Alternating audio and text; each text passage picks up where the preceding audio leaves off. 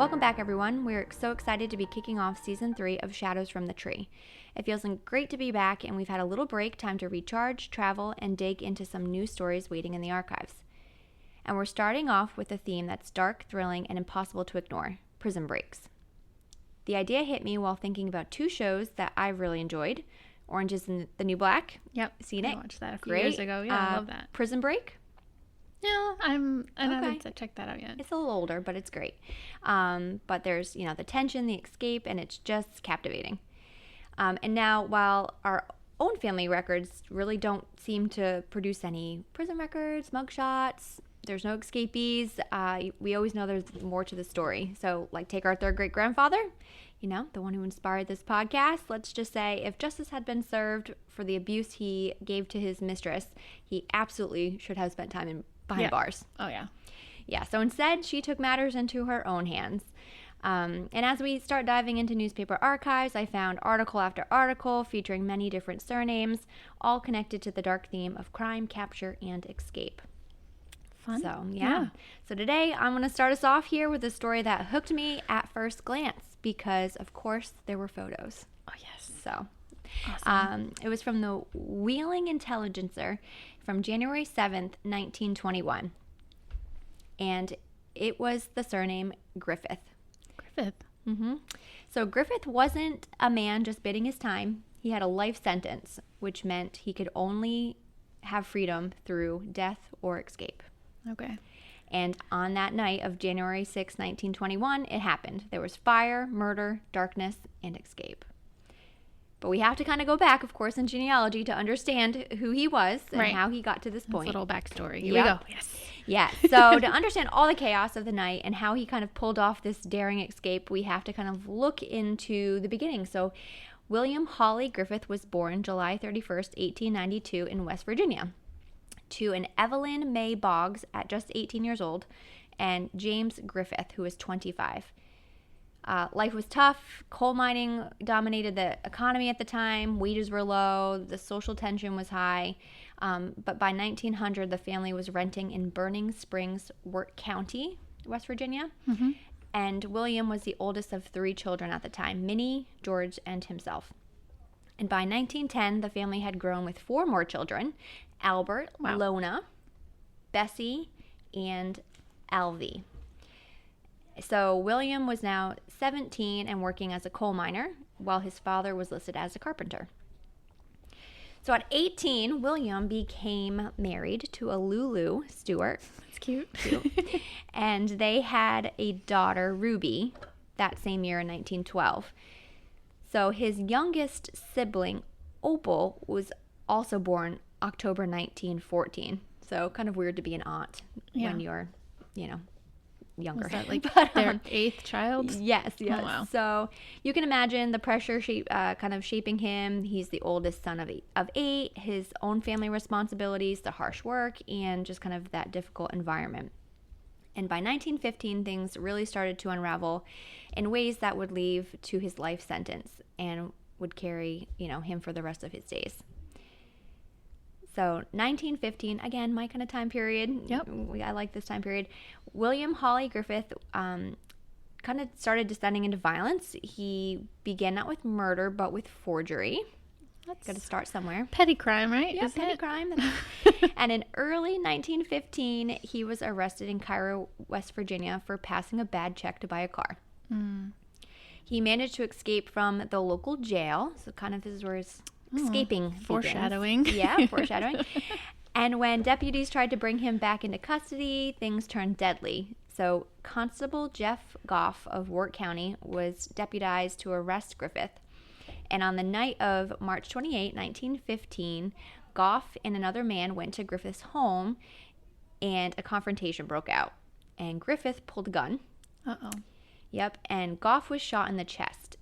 And the Calhoun Chronicle newspaper reported that this kind of lingered for 2 weeks. And at one point, he was kind of even walking around his house, and then he died. So before finally succumbing to his wounds on April 8th, it looks like he was maybe going to get better, but he left behind a wife and several children. So that was that poor officer. Yeah. So Griffith got away from that situation somehow, and he didn't stop there. Just weeks later, he appeared in Gasaway under an alias. Of course, you had a guy last season with alias. Yep. And Police Chief George Ord Thompson received word that a suspicious man was at a store on Depot Street. As Thompson approached and laid a hand on Griffith's shoulder, Griffith spun around and drew his revolver again and opened fire. This time, the chief was fatally wounded and a bystander was shot in the leg. So newspapers kind of described the scene as chaos, and a reward flyer was soon followed, offering $600 for Griffith's capture. Again, a photo was produced. They described him as 23 years of age, his height about 6 feet, weight about 170 pounds, smooth-shaven, dark hair, dark complexion, prominent nose, high cheekbones, likely to have been passing bad checks, and even described that he was shot by a pistol through his left hand and one shot from the shotgun in neck. So I guess they were trying to even just tell people, like, he has these marks and scars you should be looking for.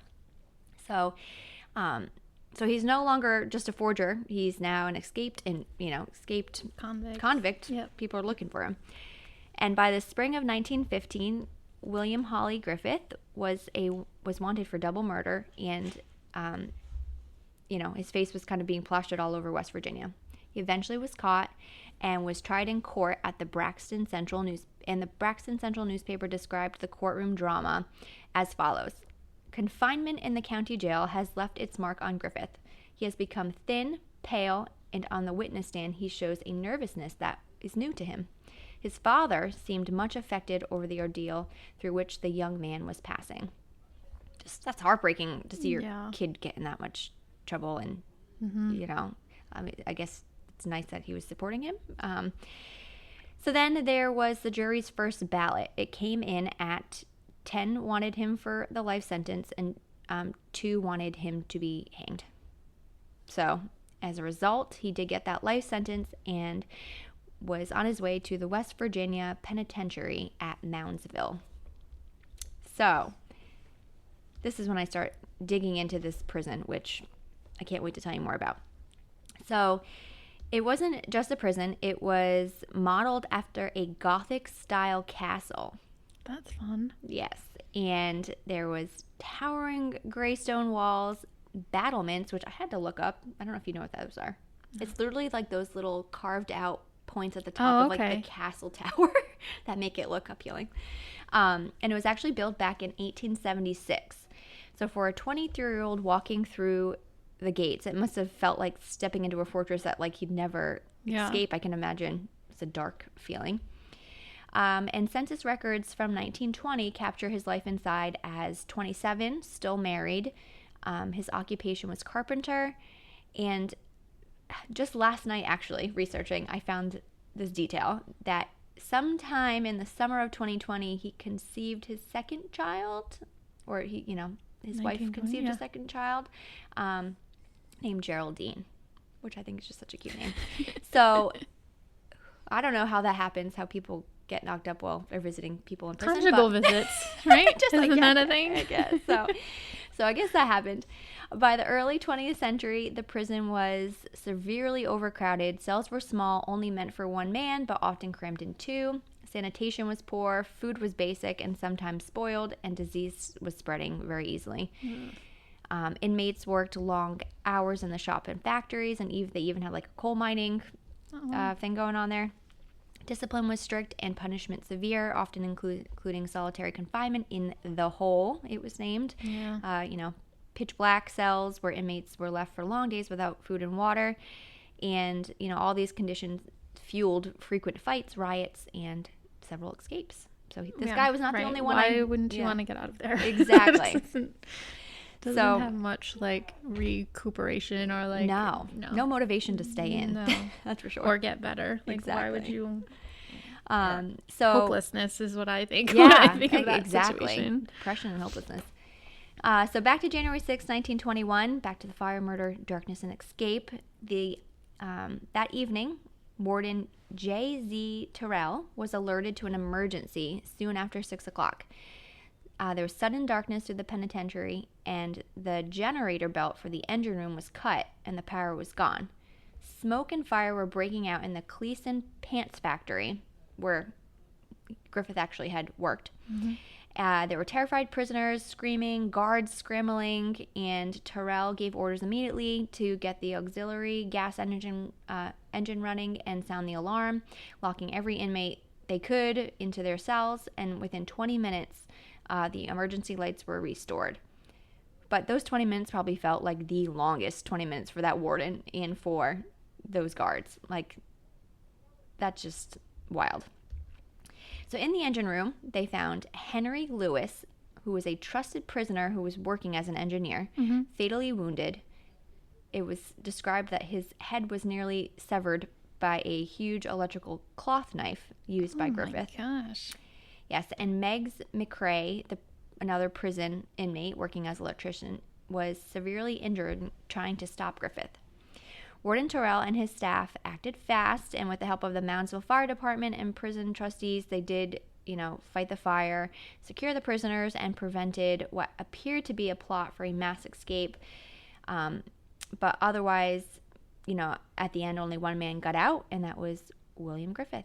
He scaled the wall and vanished into the night, and Terrell offered a $500 reward for his capture, calling Griffith a bad man. Scaling a wall. How tall was the wall? I read a few different articles. I was trying to figure out how he did it. I saw that there was a hose that he kind of put over. I saw that he had these other knife tools that he was sort of I'm just using. picturing Spider-Man crawling out. How do you? Yes, I'm assuming he must have had to thrown something over and kind of tied pull himself sheets down together or something maybe. But when I show you the picture of the prison, it'll give you more of a visual too.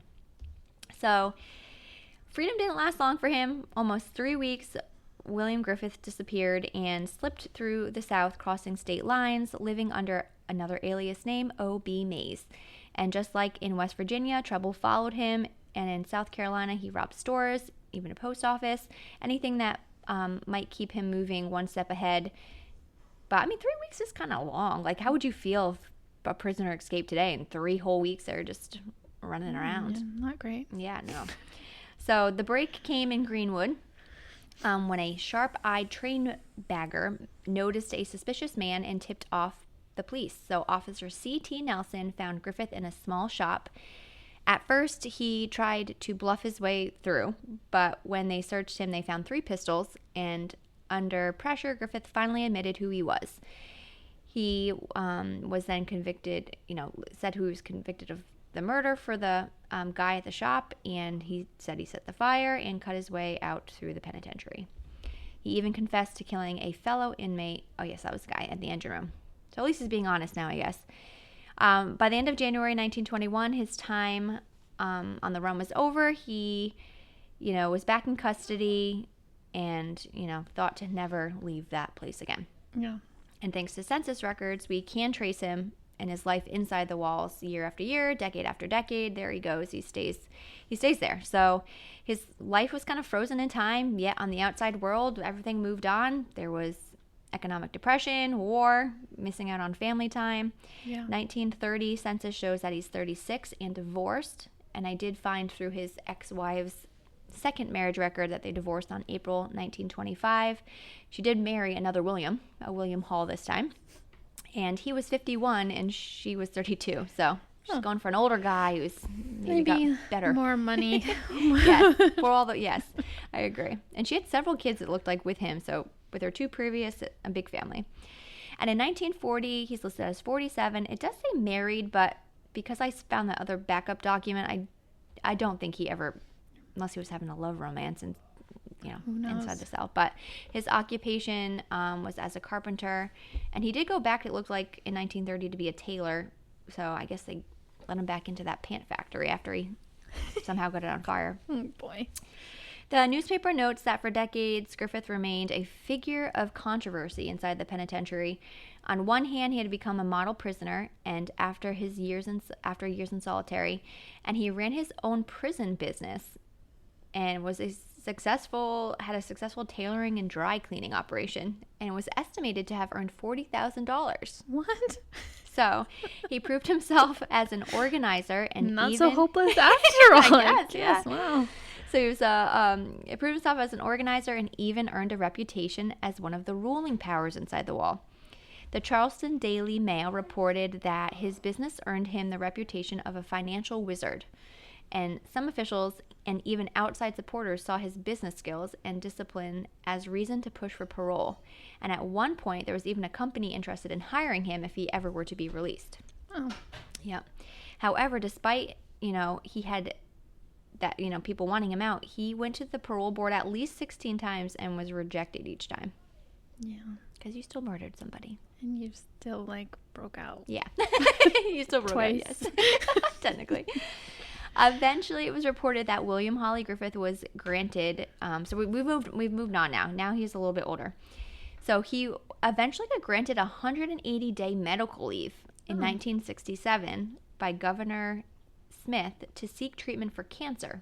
How old was he at that point? 1967, I think I have it in my notes below, because he died a few years later at 78. So he had to be in his 60s. Okay. Early 70s.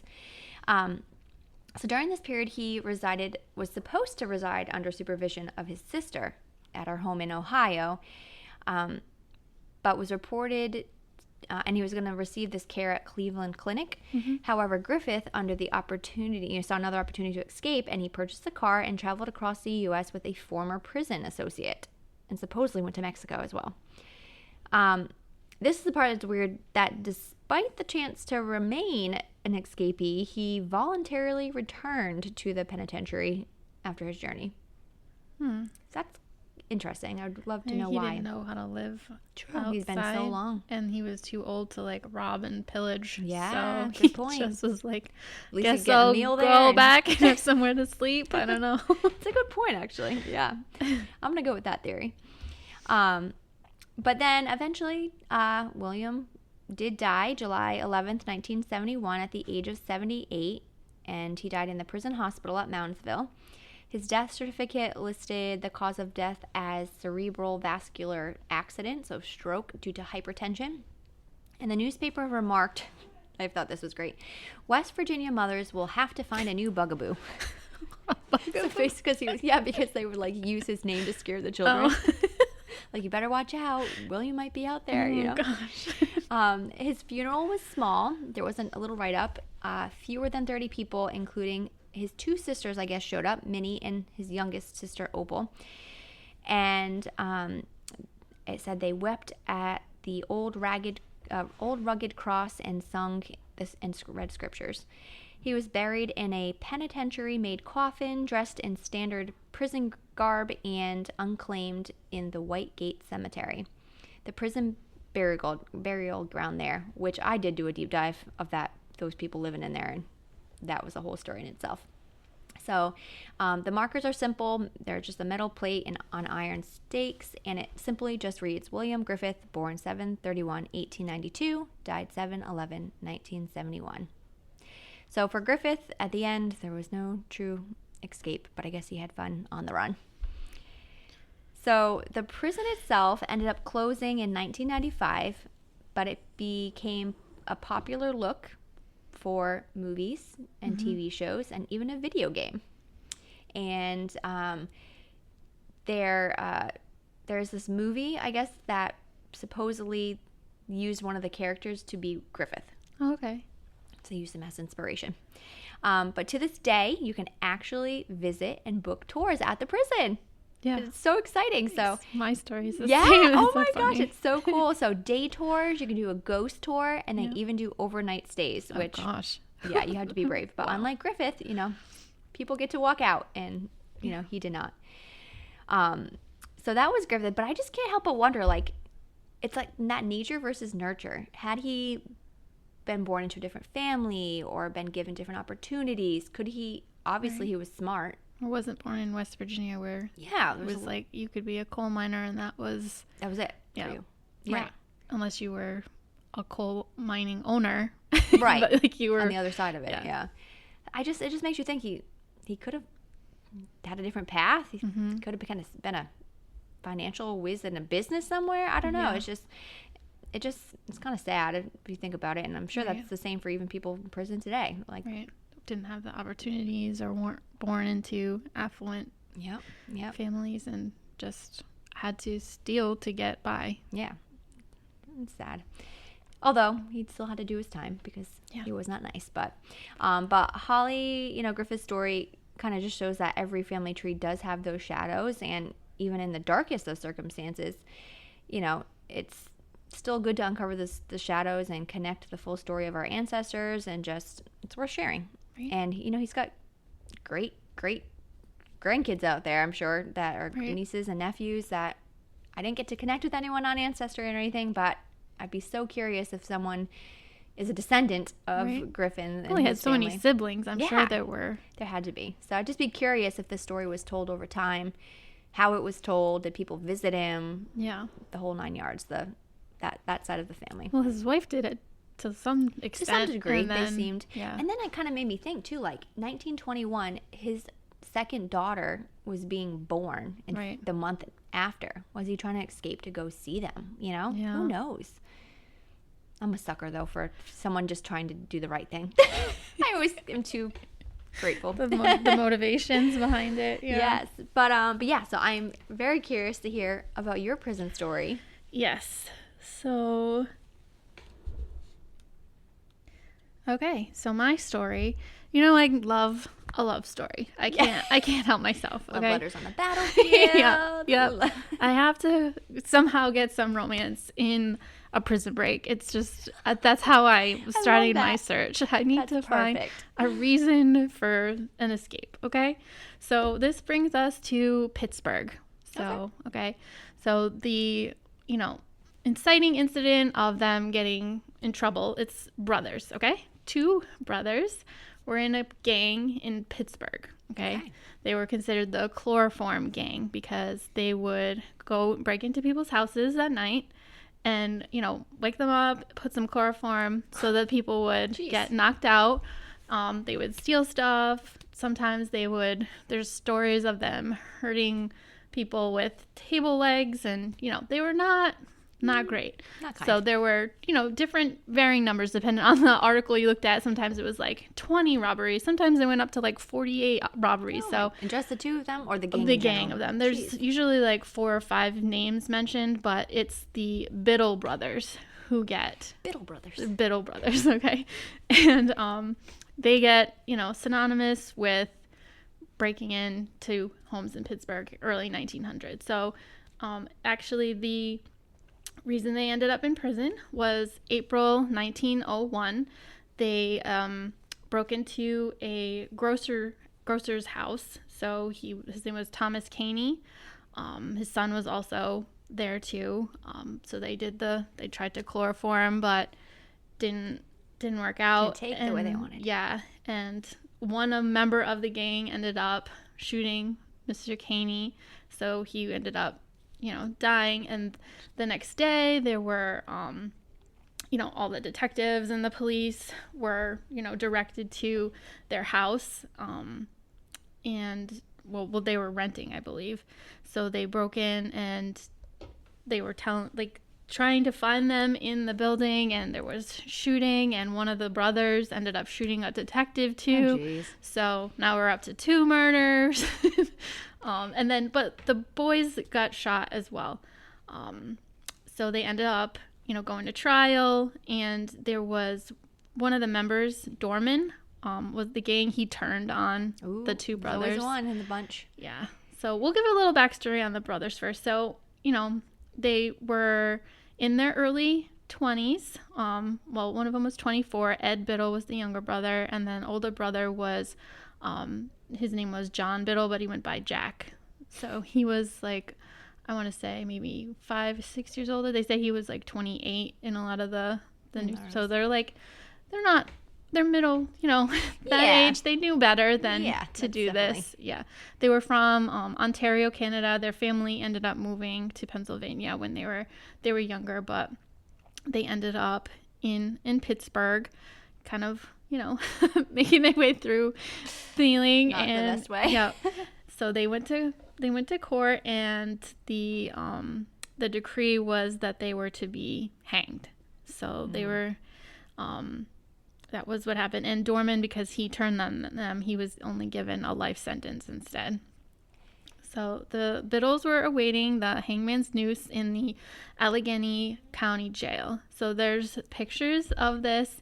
It actually was designed by a famous Boston architect. Oh, cool. And it has this, like, the inspiration was from kind of Versailles, where it has, like, over the street, it has this archway where you can walk from one building to the next. I'll show you a picture. It's really cool. It's also still standing. Still standing. You Love can that. do tours. When it was built, it was about $2 million. Wow. And another important piece of this is that the warden's house is actually, like, part of. You know what? I read something like that in mine too, and I was like, oh gosh. And it's actually this gorgeous, like, has these beautiful staircases, and so the warden and his family with children live in the prison, basically. Yeah, and they, like, so we're building up to. Oh no, not something with the warden. Oh dear. So the warden and his family, the Soffels. Peter Soffel was the warden. He was appointed in 1890. So he's been there for about a decade or so, and he started his family with his wife, Kate. She married him when she was 16. He was 19, so young. Wow, young. Yep. They had 2 daughters. So the daughters were, one daughter was like 15, the other was 13, and then they had 2 younger sons. I believe the youngest son was 7 at the time of the Biddles getting into their prison custody, I guess you could say. Yeah. So they lived in that residence in the jail. So she would go in, the wife, Mrs. Kate Soffel. She would bring, she was very religious. Her husband was very religious. They would share, Bibles with the inmates, and she would read to inmates from the Bible and kind of, try and rehabilitate and save their souls. And she was very well intentioned. Okay. Yeah.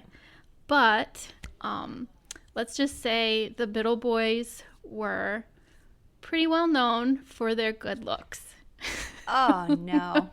So there was, you mentioned love at the beginning of this. Yes. So now I'm piecing it a little bit together. There were quite a bit of young ladies that would wait outside the prison trying to get, letters into the Biddle boys. Wow. And they were in the newspaper. Like, Are there pictures of them? Yeah. Oh yeah. Okay. There's pictures. I'll show you the pictures of them and Mrs. Soffel. So this actually became a film in 1984. I looked, and they did film right at the jail and in the jail, cool. Because it was, I don't know how they filmed, because it was still open until 1995, just like yours. Weird. I was like, maybe that administration really just wanted to shut down old prisons and became like private. Maybe that's what happened.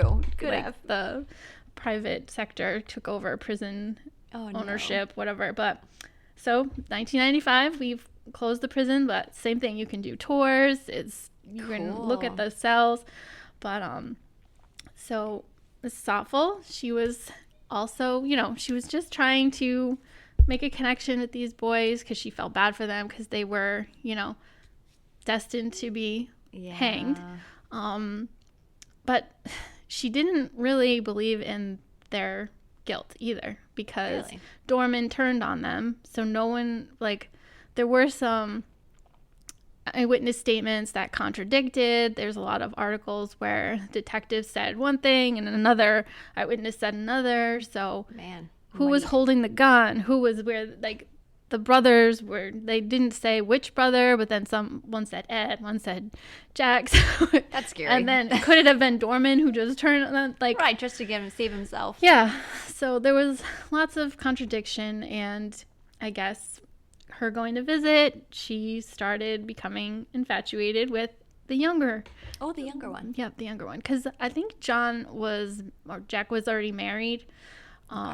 So his wife's name was Jessie. Off the table. She was kind of involved in the gang activity too. She would hide them, and so she was convicted of aiding and abetting, I believe. Yeah. But so she would, read them their Bible passages, and then eventually one thing led to another, and feelings were had. So at this point, she's 35 and he's 24. But we've seen worse. Yeah, definitely. So she even wrote a letter to the governor pleading for their release because she believed in their innocence, and she didn't believe that they had a fair trial, and that things for them. I don't know what Ed said at that point. Like, he was just or if Jack told him to, like, play this up so we can get the heck out of here. So she was convinced to write a letter to the governor pleading for the release, but the request was denied. And then, she decided to take matters into her own hands. So she ended up bringing saws and candles and soap, and because they would use the soap and the candles to, like, hold the bars in place when they were sawing. Oh, so she's seen them probably. So, no, she provided the saws to them. But has she seen them do that before, though, to get that idea? Oh, no, she was asked to bring that stuff. Oh. That makes more sense. Yes, okay. She was asked to bring those things into them. And, they wore the attire of those days, there were no metal detectors. Oh, yeah, no. She was allowed in and out all the time. The prison guards thought nothing of it. The warden's wife, she's just reading whatever to them. Like, she seems harmless enough. So, under her big, thick skirts in the winter, she was bringing them saws and stuff so that they could cut their bars out. Yep. And there was no electricity in those places at this point either, so they're in the dark at night. I'm just imagining, like, with the candlelight trying Wouldn't that be noisy though? They were able to saw against metal. Yes, yeah, but the guards, the way the prison was saying, like, they had to scream to get a guard's attention. Like, there were so many cells, and the guard they only had like 2 guards on. There was no video surveillance, right? Yeah. Oh, yeah. We're talking 1900. No, not happening yet. So, it was, the evening of January 29th, 1902. January. Sounds like the time that you escape. Yep, it's cold. So it said that she incapacitated her husband with chloroform like they did, but I'm thinking he lied, because the next morning he was completely coherent, and he was, like, telling the newspapers how he can't believe his wife did this and took off with these men. So I don't think she chloroformed him. No, maybe she just lied to them to make him feel better that their escape they was were like, she was sickly, so they had separate bedrooms, so it was a whole thing. So we're talking about, now they're breaking out. So they're escaping. It's early morning on January 29th, so it's like 4 a.m, and they're going to attack the guards. So they grapple with the guards. They end up fracturing the skull of one of them. Jeez. And shooting another. The locked up guards were then thrown into the dungeon. So they they say that the skull was cracked because they threw him over, like, the railing that was many feet up. Oh, jeez. Because it's like, there's different floors of cells, so they just threw him open. Threw him over the edge there. But there were 3 guards that ended up in a dungeon, and they went into the Soffel residence, the warden's home, and she ended up joining the 2 of them and leaving. Wow. So there's a lot of stories about, she was manipulated, or it's kind of weird, like, why these guys, right? Yeah. I don't know if it was just, like, their notoriety, and she felt special that she was getting attention from someone who, and maybe he was a smooth talker, and she, fell into the whatever. I don't know. I don't know how to feel about, like, desire and all the So they're escaped. So scandalous is pretty much what you can, the newspapers. With the warden's wife. Woo. Oh yeah, the papers, everyone knew her, everyone knew him. It was everywhere. So they were headed out. They ran and they ended up in, local towns. There was actually wanted circulars and posters. $5,000 reward for the Biddle Brothers, right? For the Biddle Brothers. I guess there's two, right? So yeah, dead or alive. They were pretty desperate to find these guys. Wow. So Mr. Soffel was, like I said before, he was the first one to be like, I had nothing to do with this. It was all my crazy wife. She's out of her mind. Like, totally took off with the pinned it all on her. Yeah, pinned it on her for sure. So they stole a one-horse sleigh and a black mare named Flora. Oh. So, there's pictures of this too. Oh, really? Yep. And they were, on Route 8, they said, in the direction towards Saxonburg. This was on January 31st, so we're talking 2 days later. They ended up in Butler County. And one of the detectives, I guess, got word of it, and they kind of set up a trap for them on the route, and it ended up in like a gunfight with the horse and the sleigh and everybody. So it's, it said that lots of gunfire, and another detective was shot in the mix, and the Biddle brothers were both wounded really badly. They were also Mrs. Soffel was also shot. So there's 3 different versions of her story. It was that she shot herself. There was, but she didn't even have a gun, so I don't know how that came about.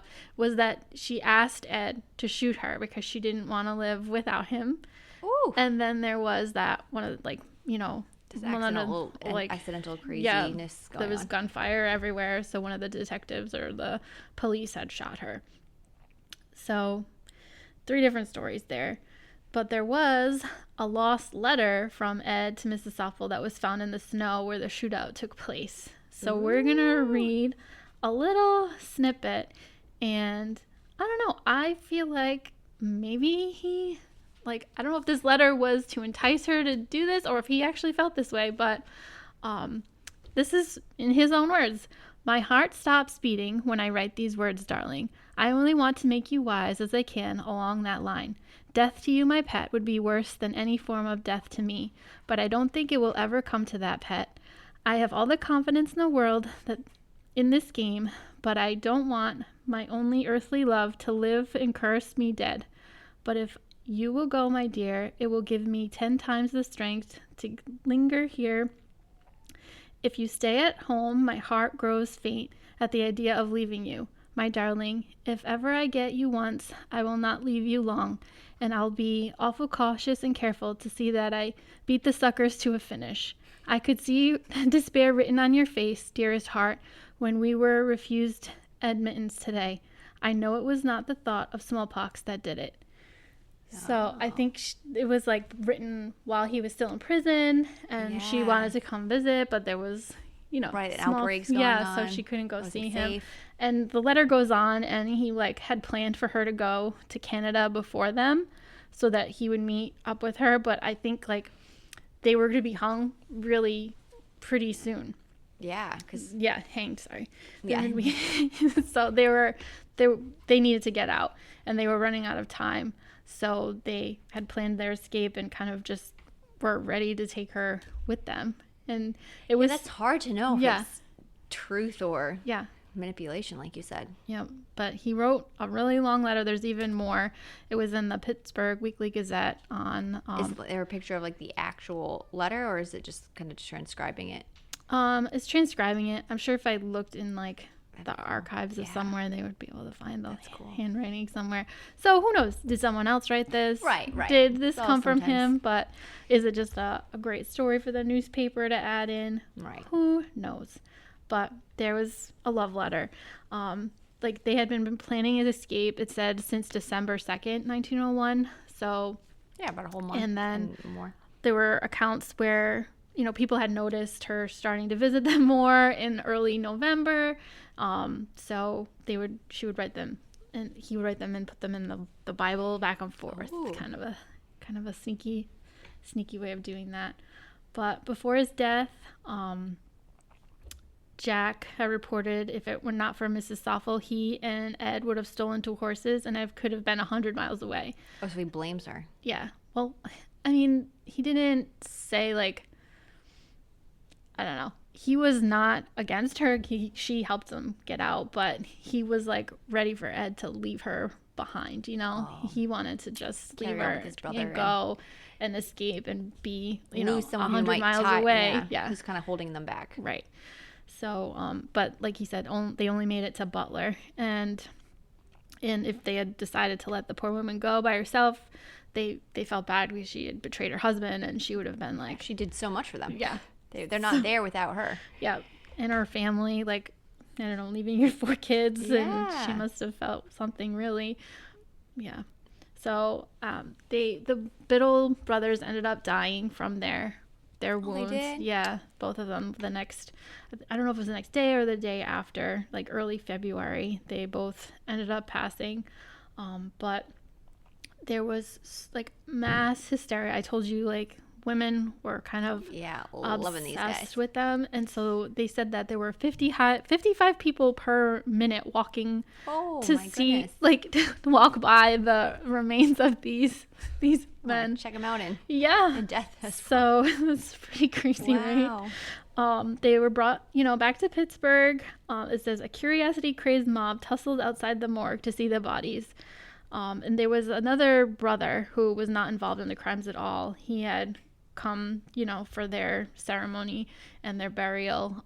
They had, like, an unmarked grave until I think it was in the 80s where someone donated a grave marker. So now it just says, like, Biddle Brothers lie here. It's pretty decent plain, gravestone, but it was unmarked prior to that. So yeah, the crowd formed. They were outside the Southside Funeral Home where they laid, and the streets, cars couldn't get by. It was like, crazy. Yeah. The thousands of people who worked at the Southside Mills that day said that they were filled with crying, hysterical women. The doors of the mortuary opened. Can't wait to see a picture of these two. Yeah. So there was actually someone else, Mary Dale, 25. She didn't go view the bodies, but she instead wrote Jack a letter about her undying devotion, telling him that they would meet in the heaven, and she ended up killing herself by drinking poison. That's how crazy. That's how obsessed she was? Yeah. Wow. Oh my gosh. People were like, that's so nuts. In her room, it looked like she had, like, a complete obsession. There were newspaper clippings and photos. One of those. Yeah, found, like, all over her walls. So it was like mass hysteria, like they said. Women were following the caskets to the cemetery. But we know we left Mrs. Soffel with tell me what happened to her. Gun wound, and she ended up going to a hospital for recovery. She received lots of letters, and she wouldn't read anything religious because she felt like she was like, she's past that at that point. She was like, I don't need this. I'm going where I know where I'm going. So Mrs. Soffel was getting, probably having an identity crisis. She was hopeful that, eventually she'd get back with her husband. There's like a really? Yeah. Well, she didn't think it would happen, but she was holding out hope that he would somehow forgive her, but he never did. So on May 5th, she, this was like months after, on 1902, she pled guilty to aiding and abetting in the escape of the prisoners.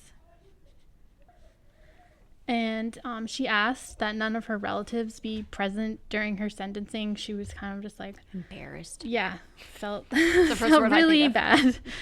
So she was sentenced to the max of 2 years. That was the max? Yeah. Like, she didn't murder anybody. She was just lived there for how many years? Yeah, right? Like, what's the difference? But on June 28th, 1902, the ex-warden, because he did step down, he filed for divorce. He alleged that Mrs. Soffel had led a double life.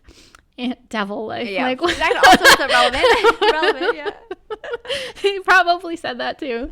And that she had been intimate with men other than just Ed Biddle. Ooh. So 5 co-respondents were named in addition to Ed in the divorce complaint, but it is said that there were also others. Who knows? Like, so if that were true, then maybe they weren't manipulating her. But yeah, I don't know. If he's just maybe a jealous husband, or who knows what was happening there. But she was released early for good behavior. I would expect nothing less. She was picked up by one of her friends, and then she stayed at her sister's house on 26 Southern Avenue. Ooh. She was still in Pittsburgh, but so there's actually a play written about the Biddle Brothers. Yes. It's called A Desperate Chance. She actually, it was written while they were all still alive, and she wanted to act. No, she did not. She wanted to be in the play. So the true facts, the sleigh and the horse were in the original ones were in the play. Yeah, that's amazing. And some of the cops, the Pittsburgh police donated pistols and handcuffs that were used for the battle that was in the snow. Actual evidence. Yeah, so she wanted to be in the play, but the records show that she probably didn't. She took up dressmaking, but. Fair. Quieter, maybe she did want the spotlight. Maybe she wanted an exciting well, after that thrill with the brother there, I mean, oh man, kind of dull after that. Yep, she did continue to live with her sister. She was with her sister from 1904 to 1909. She ended up ending up in a hospital, in the West Pennsylvania hospital, and she passed away from typhoid fever. Yeah, the record shows she was there for 10 days. She succumbed to her illness. Her daughter was actually a nurse there, her daughter Margaret. Oh, wow. Yeah, so I hope there was some kind of, rekindling of that relationship, but who knows? Especially if she was older, maybe could understand a little bit more. Yeah. Maybe she told her story to the daughter maybe in person more. Maybe. Truthfully. Maybe they were able to reconnect. Yeah. I liked that little tidbit that she was still there. And her sister took her in, so she wasn't totally disowned or whatever. That how that happens. Yeah. So there's of course ghost stories because the story wouldn't be complete without tales of ghost stories. So the office of the last deputy warden of the old jail actually was the location of Mrs. Soffel's bedroom. The warden said, "I'm not a believer in the spirit world, but there are some creepy things that happen there." Like when a picture on the wall moved on its own, and we heard what seemed to be sand sifting in the walls. That's actually a great description. Could it that sounds like mice though? True. Sand. Couldn't that just be a mouse in the wall? But sounds like mice. But whatever. But he also felt a cold hand on his arm that he believes was Mrs. Soffel. Okay. So there's also articles circulating in 1907 stating that some prisoners were complaining about seeing ghosts of the Biddle brothers roaming the halls. So, there's, haunted walking tours. You can love go. That both of our stories had actual You can go the first and third Wednesday or every month, and they're only open from 11 to 1. It's not very wide open, but it's free. And that's nice. There was a woman on Instagram who did a quick little walkthrough, but I'm pretty sure they filmed because I watched the movie. And that's awesome. That's so great. Mrs. Soffel with Mel Gibson and Diane Keaton in their prime. I'm going to get the name of that. That's great. And the dad from Gilmore Girls, Edward Herman, he's in it too. He's Peter Soffel. I was like, this should be more well known. Yeah, why is that? Yes, we'll put the name of that on social media for those who are interested to watch. Yep, it was pretty decent. My husband didn't hate it. So good. Hey, it was a plus. It was really good. So this story took me on quite the adventure, and I really appreciated the many pictures and the I don't know, it just felt like a very, very much gossiped about, well-known tale of the time, and just got a catchy. Just gets buried. I didn't know. I've never. I'm sure if it was 100 years ago, we would know the Biddle Brothers by exactly. Everyone know who they were and what happened because it was well known. It was 3,000 articles came up if you put up Biddle Brothers. That's cool. So it was bound to show up here for us. But yeah, I really liked this story a lot. Michelle. It's a great one. Yeah. Cool. No, I'm definitely going to check out that movie, and we will post all of the pictures of all our people because I feel like, that is the best part when you actually get the visual. Yep. Name with the face is really good. Oh, cool. But yeah, so we're starting something new with this season with the Shadow Spotlight, and, like us discovering articles on themes each week, we also have people on social media or people listening who have sent in stories that kind of are relatable. And we had our first spotlight sent in by David, who shared a striking story from his own family tree about his great-grandfather's brother, so his great uncle, Don Miller. And in September 1912, the Fort Worth Star-Telegram reported on Don, a young man just 23 years old, who shocked a crowd tent in downtown Fort Worth by standing up after a sermon and saying, "I am an escaped convict. I want to go back to prison and finish serving my sentence." So Don had already served time for horse theft in Dallas and later for burglarizing a train car in Fort Worth. He nearly finished his second sentence when he escaped from the Rusk prison, but at the when they were all meeting, he was so moved that he confessed in front of everyone, even his mother who was there, who told reporters she was proud of her boy. He had done his duty. So after that night, Don disappeared, and some believed he was on his way back to surrender, but no one seems to know, and I didn't, get to do the full research to see what became of him. So that's just a story that David sent in, and again, he had said that he didn't really get much information about this early on in his life. It kind of just came about through research, which is kind of always interesting and shocking when you discover it about your ancestor. So yeah, so we just encourage people to send in your stories. We have the Facebook page Shadows from the Tree. We have shadowsfromthetree@gmail.com, and every tree has shadows, so it's great. We love hearing stories. But yeah, this has been Shadows from the Tree, Season 3. And we're your hosts, Danielle. And Michelle. And next time, remember, your ancestors left more than a name. And are you ready to hear their story? Thanks for listening.